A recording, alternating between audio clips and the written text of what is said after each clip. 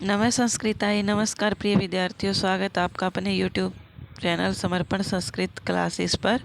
I hope आप सभी स्वस्थ होंगे और अपना अच्छे से अध्ययन कर रहे होंगे।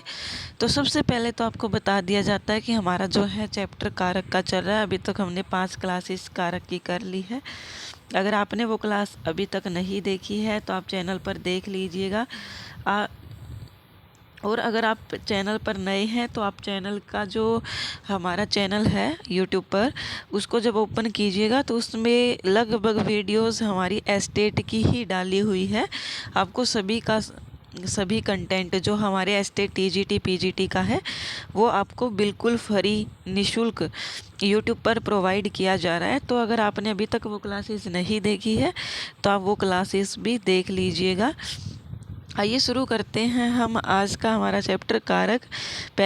आज से पहले हमने 5 क्लास कारक की कर लिए, वो देख लीजिएगा। अब हम अगले सूत्र को करते हैं। पीछे का हम बार बार रिपीट नहीं करेंगे क्योंकि फिर क्लास लेंथी हो जाती है। तो आइए शुरू करते हैं। अब सबसे पहले हमारा जो आज की क्लास का सूत्र है वो सूत्र आता है हमारा अबीतः परितः। यह एक वैसे वार्तिक है जिसको हम उपपद विभक्ति भी बोलते हैं। क्या है? अबीतः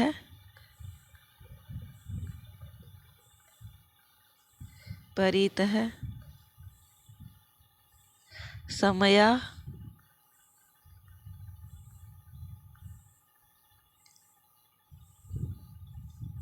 निकषा हा प्रतियोगे अपि। हा प्रतियोगे अपि। तो ये जो है हमारी एक प्रकार से उपपद विभक्ति है। तो उपपद विभक्ति आप कैसे पहचान करोगे? तो उपपद विभक्ति वही होती है जिसमें स्पेशल कोई शब्द दिया जाता है कि इस शब्द के योग में द्वितीय विभक्ति होगी, तो वो सभी हमारी क्या हो जाती है? उपपद विभक्ति। वैसे इसका अर्थ होता है वो हमें समझने की आवश्यकता नहीं है कि उपपद किसे बोलते हैं या सिद्धि विभक्ति किसे बोलते हैं, लेकिन यहाँ पर सिर्फ यही ध्यान रखना कि जहाँ पर भी आपको स्पेशली जैसे सह शब्द है, अभित है, परित है, इनके योग में आपको ये पता होता है कि इसके योग में द्वितीय आती है। जैसे नमः, स्वाहा, स्वस्ति, स्वधा, अलम, वषट, योगात। तो ये जो 6 शब्द बोले हैं मैंने, इनके योग में चतुर्थी विभक्ति आती है। तो इस प्रकार से जो शब्द स्पेशल हमें मेंशन करके दे दिए जाते हैं, उन शब्द में कौन सी विभक्ति का प्रयोग किया जाता है? द्वितीय विभक्ति का प्रयोग किया जाता है। तो यह एक क्या है? यह एक वार्तिक सूत्र है। वार्तिक आप सभी जानते ही होंगे, वार्तिक है यह। और इन सभी शब्दों में अबीतः, परितः, समया, निक्षा, हा, प्रति, इन सभी के योग में, इन सभी शब्दों के योग में क्या लगता है? द्वितीय विभक्ति लगती है। जैसे डैश कृष्णम, डैश कृष्णम। तो यहाँ पर हमारा जो ऑप्शन है वो क्या सही हो जाएगा? अबीतः, अबीतः कृष्णम। यहाँ पर आपको ये ध्यान नहीं रखना, ये नहीं याद करना, मैंने यहाँ पर डैश वैसे ही लगा दिया था। आपको ये याद नहीं रखना है कि कृष्णम दे दिया जाएगा तो हमें अबीतः परितः इनमें से कोई छांटना है, ऐसा नहीं होता है। आपको सिर्फ ये दिया जाएगा कि जैसे अबीतः अस्ति, तो यहाँ पर ऑप्शन जो हमारा खाली स्थान होगा वो ये दिया जाएगा और फिर हमें विभक्ति पूछी जाएगी कृष्णे, कृष्णम, कृष्णस्य। इस प्रकार से हमसे ऑप्शन पूछे जाएंगे। तो ये आपको ध्यान रखना है कि अभिता जो शब्द दिया गया है इसके योग में कौन सी विभक्ति है? द्वितीय विभक्ति का प्रयोग होगा। जैसे राम है शब्द का रामम बनता है द्वितीय में, इसी प्रकार से कृष्ण का कृष्णम बनता है। फिर जैसे अभी हमने देखा कि अबीतः शब्द के, तो इसी प्रकार से ऊपर जितने भी शब्द है, अबीतः शब्द है, परितः शब्द है, समया, निक्षा, हा और प्रति, इन सभी के सभी शब्दों के योग में द्वितीय विभक्ति का प्रयोग किया जाता है। आई होप आप सभी समझ गए होंगे।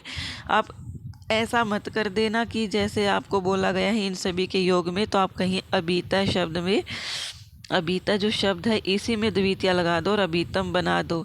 शब्द जो साथ दिया गया है उसमें द्वितीया नहीं होती है, उसके योग में द्वितीया विभक्ति होती है। अर्थात जो पूरा वाक्य दिया गया है, जो पूरा हमें वाक्य दिया जाता है, जैसे मान लीजिए मैं आपको एक एग्जाम्पल से समझाती हूँ आपको किस प्रकार से ये पता लगाना है कि द्वितीय विभक्ति किस में लगेगी। तो हम एक एग्जाम्पल देख लेते हैं। क्या है एग्जाम्पल, पहले मैं हिंदी में बताती हूँ, फिर हम उसकी संस्कृत देखेंगे, फिर आपको अच्छे से समझ में आ जाएगा। जैसे एग्जाम्पल है, विद्यालय के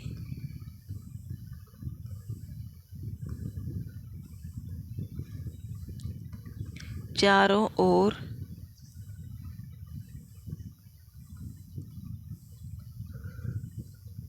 वृक्ष है। क्या है? विद्यालय के चारों ओर वृक्ष है। अब हम इसकी संस्कृत समझते हैं। संस्कृत समझने से पहले ये देखिए कि आपको एक क्वेश्चन पुट अप करना है। क्या पुट करना है क्वेश्चन? जैसे ही आप किसी भी वाक्य को देखो तो आपको ये जानना है कि यहाँ पर बोला गया है विद्यालय के चारों ओर वृक्ष है, तो यहाँ पर आपको क्वेश्चन करना है। और यहाँ पर क्वेश्चन क्या बनेगा? किसके चारों ओर वृक्ष है? किसके चारों ओर वृक्ष है? तो यहाँ पर किसके जो है क्वेश्चन है हमारा, इसका उत्तर क्या बन रहा है? यहाँ पर इसका उत्तर बन रहा है विद्यालय। क्या बन रहा है? विद्यालय। तो द्वितीय विभक्ति लगेगी, वो किस में लगेगी? विद्यालय में। इसलिए आपको ऐसे नहीं समझ में आता है तो आप क्वेश्चन करके देख लीजिए, कोई भी एग्जाम्पल हो। अगर आपको ये नहीं समझ में आता है कि द्वितीय विभक्ति जो है वो किस शब्द में लगेगी, जैसे मान लीजिए यहाँ पर हमारे पास दो शब्द दिए गए हैं। देखो मैं संस्कृत करवाती हूँ इसकी। विद्यालयम, विद्यालयम,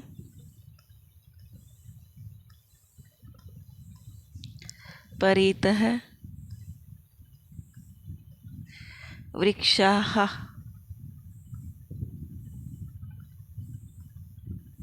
सन्ति। तो यहाँ पर क्या कहा गया है कि विद्यालय के चारों ओर वृक्ष है। क्या है? विद्यालय के चारों ओर। परितः का आप सभी को मीनिंग पता है, चारों ओर होता है।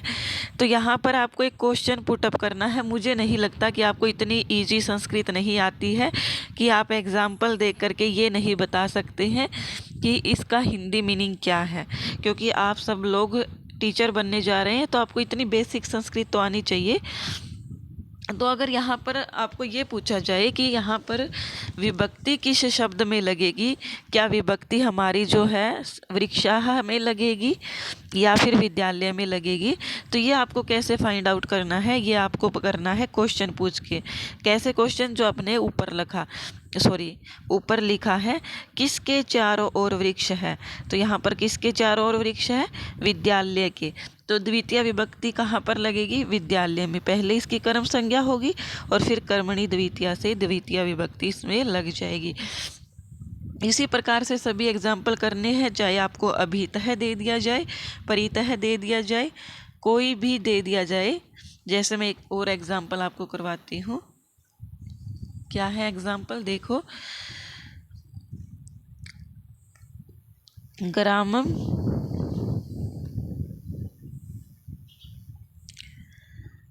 समया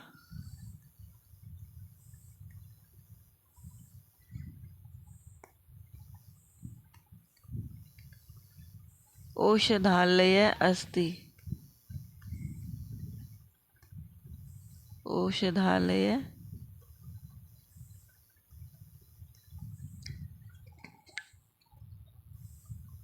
अस्ति। क्या कहा गया है कि ग्रामम समया। समया का अर्थ क्या होता है? समया होता है निकट। क्या होता है? निकट या पास। तो यहाँ पर आपको क्वेश्चन क्या करना है कि किसके पास औषधालय है। तो जहाँ पर जो क्वेश्चन करने से जो आंसर आ रहा है किसके पास है औषधालय, तो गांव के पास। तो यहाँ पर द्वितीय विभक्ति किस में लगेगी, ग्रामम में लगेगी। पहले इसकी कर्म संज्ञा होगी और फिर इसकी द्वितीय विभक्ति लगेगी। आई होप आपको समझ में आया होगा। और एक बच्चे ने कमेंट किया था कि मैम हमें पिछला जो क्वेश्चन आपने पूछा था उसका आप आंसर ज़रूर बताना। तो मैंने शायद क्वेश्चन आपसे ये पूछा है कि कृष्ण है डैश तिष्ठति, कृष्ण है डैश तिष्ठति। फिर मैंने ऑप्शन दिए थे आपको, ऑप्शन नंबर 1 क्षेत्र क्षेत्रम, ऑप्शन नंबर 2 क्षेत्रे,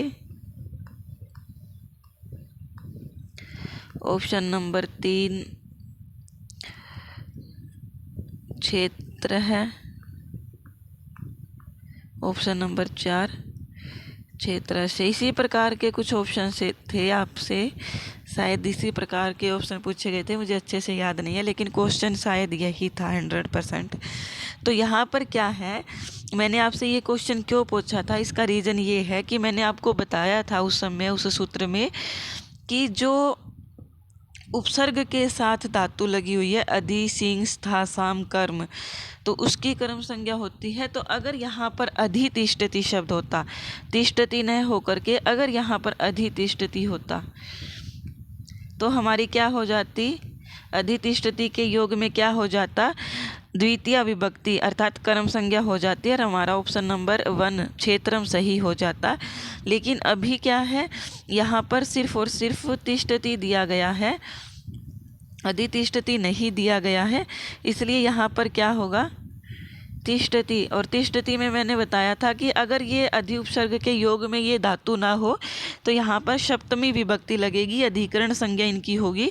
तो फिर यहाँ पर हमारा इस क्वेश्चन के अनुसार जो हमारा सही ऑप्शन है वो क्या है, क्षेत्रे। क्या है, क्षेत्रे है, क्योंकि यहाँ पर क्षेत्र शब्द में सप्तमी क्षेत्रे ही बनता है। जैसे आप राम का शब्द रूप याद होगा तो राम का जो सप्तमी बनता है वो रामे बनता है, इसी प्रकार से क्षेत्रे। तो यहाँ पर हमारा जो सही ऑप्शन है वो क्या हो जाएगा, क्षेत्रे, क्षेत्रे। क्यों, क्योंकि यहाँ पर कोई अधि नहीं है, सिर्फ और सिर्फ धातु है, और जहाँ पर कोई उपसर्ग नहीं है सिर्फ धातु है तो वहाँ पर सप्तमी विभक्ति का ही प्रयोग होता है और यहाँ पर क्षेत्रे सही होगा। अगर यहाँ पर अधि तिष्ठति होता तो यहाँ पर क्षेत्रम सही होता। आई होप आप ये क्वेश्चन समझ गए होंगे और हमने ये भी अच्छे से कर लिया है, ये भी आप अच्छे से समझ गए होंगे। इन सभी शब्दों के योग में द्वितीय विभक्ति का प्रयोग किया जाता है और ये सभी उपपद विभक्ति है। अब हम करते हैं अगला सूत्र हमारा,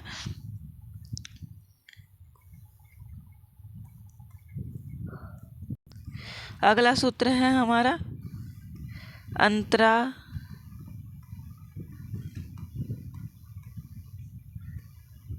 अंतरेण युक्ते, अंतरा अंतरेण युक्ते। ये भी क्या है, ये भी उपपद विभक्ति ही मानी जाती है। क्यों मानी जाती है, क्योंकि यहाँ पर भी स्पेशली ये मेंशन किया गया है कि अंतरा और अंतरेण इनके योग में किस विभक्ति का प्रयोग होगा, इसके योग में द्वितीय विभक्ति का प्रयोग होगा। कौन सी विभक्ति, द्वितीय विभक्ति। एग्जाम्पल से समझते हैं हम। अंतरा का अर्थ और अंतरेण का ये क्या होता है ये देख लीजिए। अंतरा त्वाम माम हरि, क्या है, उदाहरण है अंतरा त्वाम माम हरि ही।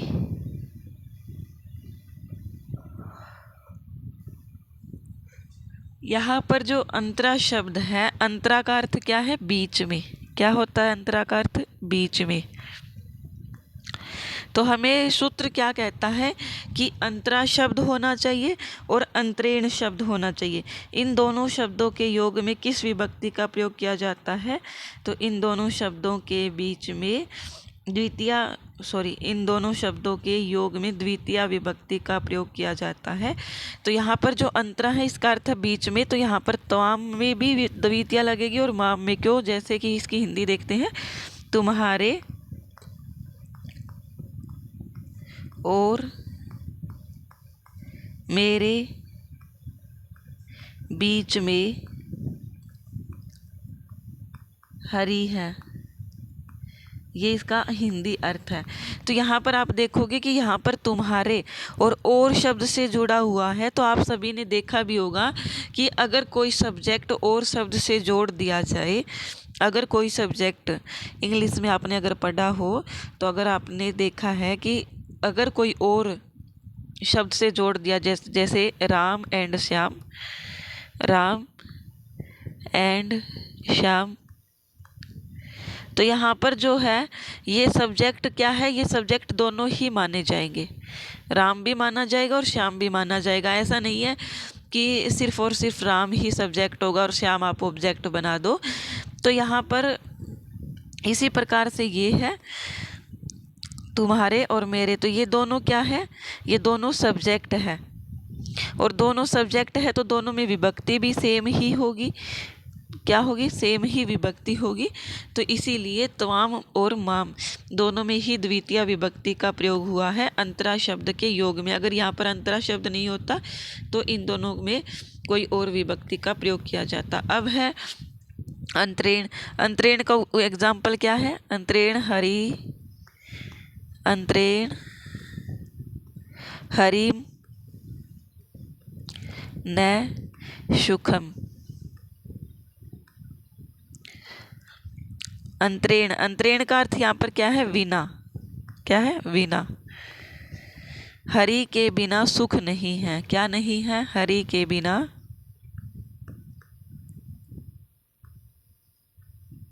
सुख नहीं है,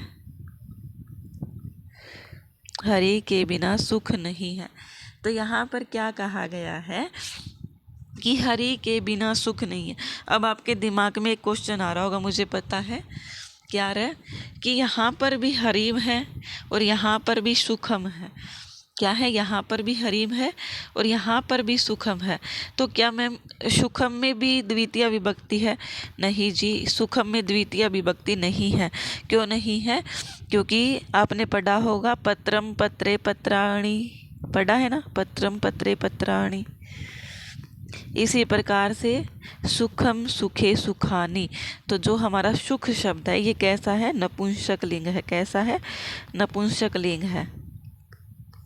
इसलिए वैसे सुख शब्द में प्रयोग किया गया है प्रथमा विभक्ति का। किसका? प्रथमा विभक्ति का। लेकिन यहाँ पर साउंड इसकी ऐसी लग रही है क्योंकि आपने अभी तक यही पढ़ा है कि जो हमारा हरिम है, रामम है, ये सभी द्वितीय के एक वचन है, तो सुखम भी द्वितीय का एक वचन होगा। द्वितीय का एक वचन है और प्रथमा का भी एक वचन है, लेकिन यहाँ पर प्रथमा का एक वचन का प्रयोग किया गया है क्योंकि आप सभी को पता है जो नपुंसक लिंग शब्द रूप होते हैं वो प्रथमा विभक्ति और द्वितीय विभक्ति दोनों में समान चलते हैं। जैसे फलम फले फलानी, फलम फले फलानी, फलेन फलाभ्याम फलहि, इसी प्रकार से। तो यहाँ पर जो सुखम है ये प्रथमा विभक्ति का प्रयोग किया गया है, यहाँ पर द्वितीय नहीं है। द्वितीय विभक्ति कहाँ है? हरि। हरि शब्द में द्वितीय विभक्ति का प्रयोग किया गया है क्योंकि हरि के बिना सुख नहीं होता। तो जिसके बिना सुख नहीं हो रहा, यहाँ पर आप ये क्वेश्चन भी कर सकते हैं कि किसके बिना सुख नहीं हो रहा है। तो यहाँ पर ये हो रहा है कि आप क्वेश्चन करोगे किसके बिना सुख नहीं हो रहा है, तो हरि के बिना। किसके बिना? हरि के बिना, और यहाँ पर द्वितीय विभक्ति लगेगी। आई होप आप सभी समझ गए होंगे। अगला सूत्र है हमारा, अगला हमारा जो सूत्र आता है वो सूत्र है कालाद्वानोर अत्यंत संयोगी। क्या है सूत्र? काल आद्वानो अत्यंत संयोगी।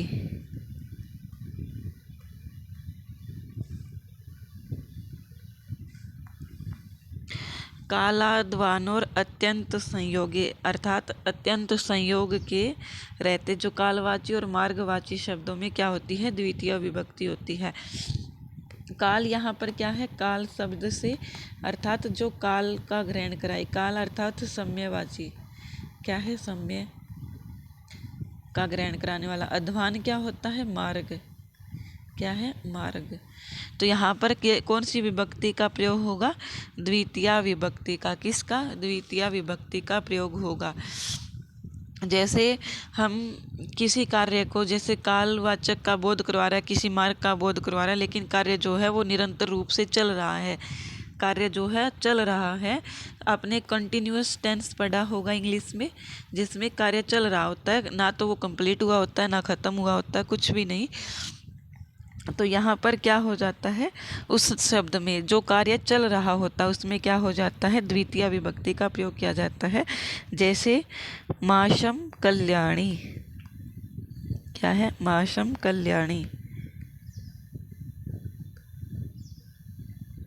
अर्थात क्या है, माशम अर्थात महीने भर, महीने भर,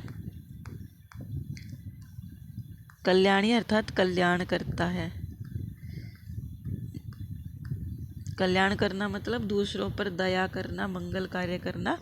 तो महीने भर कल्याण करता है, अर्थात ऐसा नहीं है कि उसने करना छोड़ दिया है या कर दिया है, कंप्लीट हो चुका है, वो कर रहा है। जैसे माशम अधीते, इस एग्जाम्पल से आप अच्छे से समझ जाओगे। माशम अधीते, अधीते, तो यहाँ पर क्या कहा गया है, माशम अधीते, महीने भर से पढ़ रहा है, क्या है, महीने भर से पढ़ रहा है, महीने भर से पढ़ रहा है। यहाँ पर ये अर्थ ग्रहण होता है इसका। तो यहाँ पर ये कंटिन्यूअस चल रहा है, तो यहाँ पर द्वितीय हो जाएगी। अगर ये कंटिन्यूअस नहीं चल रहा होता और ये कहा होता इसकी जगह कि पढ़ लिया गया है, महीने भर पढ़ा, तो ये क्या हो जाता है, ये हो जाता है कि ये कार्य कंप्लीट हो चुका है। तो उसमें कौन सी विभक्ति लगेगी, तब लगेगी उसमें तृतीया विभक्ति। कौन सी, तृतीया। अभी के लिए आप द्वितीया ही समझिए, जब तृतीया का एग्जाम्पल आएगा तब मैं आपको अच्छे से करवाऊंगी। इसी प्रकार जो हमारा मार्गवाचक है अध्वानम, उसका उदाहरण है क्रोशम, क्रोशम अधीते, क्रोशम अधीते, अर्थ क्या है, कोश भर पढ़ता है। कोश आप सभी जानते ही हैं, कोश भर पढ़ता है। कोश क्या होता है, एक दूरी होती है, जैसे आज के ज़माने में हम किलोमीटर, मीटर के रूप में जानते हैं, 1000 मीटर 1 किलोमीटर होता है। इसी प्रकार से शायद 4 किलोमीटर में एक कोश होता है, मुझे अच्छे से नहीं पता है कोश के बारे में।